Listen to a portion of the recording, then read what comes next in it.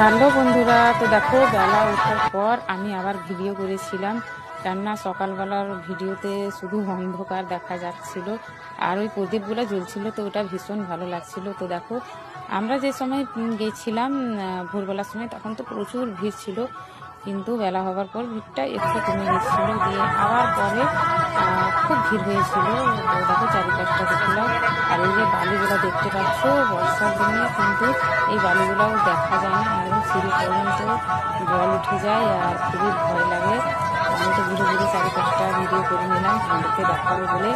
তো তোমাদেরকে কাউকে যদি আমাদের রাজমহল গঙ্গা ভালো লেগে থাকে তাহলে অবশ্যই আসবে স্নান করতে, জায়গাটা ভীষণ ভালো, আমাকে তো খুবই ভালো লাগে।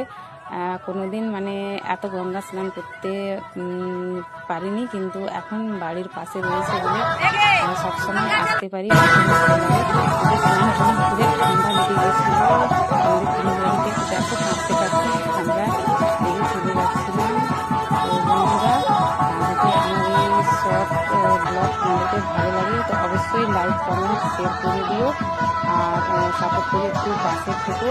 আর আমাদের রাজমহল গঙ্গা অবশ্যই বেড়াতে এসো, জায়গাটা ভীষণ ভালো।